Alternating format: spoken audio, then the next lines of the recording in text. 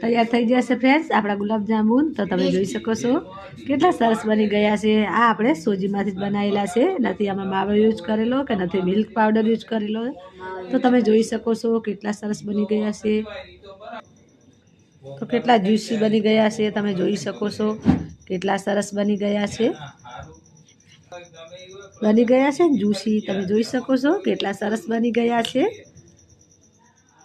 કેટલા જ્યુસી બન્યા છે તમે જોઈ શકો છો। આ રીતે જ આપણે ઘરે ગુલાબજાંબુ બનાવી લઈશું। તો આપણે માવો ના હોય તો પણ બની જશે અને સરસ બને છે, અને ચાસણી પણ સરસ પીવે છે, સરસ બની જાય છે। તો આ રીતે તમે ઘરે બનાવી જોજો, એક દિવસ ટ્રાય કરજો, તમને સારી રેસીપી લાગશે। પસંદ આવી હોય તો લાઈક જરૂર કરજો અને સબસ્ક્રાઈબ કરજો। તો ગુલાબજાંબુ આપણા તૈયાર થઈ ગયા છે, તમે જોઈ શકો છો કેટલા સરસ બની ગયા છે। તો હવે આપણે આને તળી લઈએ। ગુલાબજાંબુ તળવા માટે મેં તેલ ગરમ થવા માટે મૂકી દીધેલું છે। ગુલાબજાંબુને આપણે ધીમા ગેસ ઉપર તળવાના છે।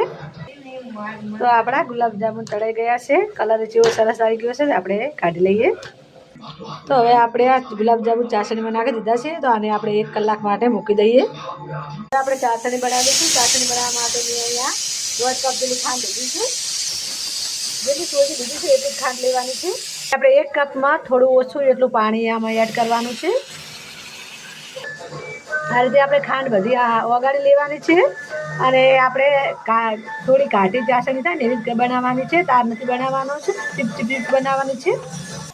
તો ચાસણી આપણી તૈયાર થઈ ગઈ છે, સરસ બની ગઈ છે। તો તમે જોઈ શકો છો એકદમ ચીપચીપી સરસ બની છે, આવી જ બનાવવાની છે। તો ગેસ બંધ કરી દઈએ। થોડું આપણે વિનેગર એડ કરી દઈએ, જે હું તમને બતાવું ભૂલી ગઈ હતી, તો જો ચાસણી આપણે જામે નહીં।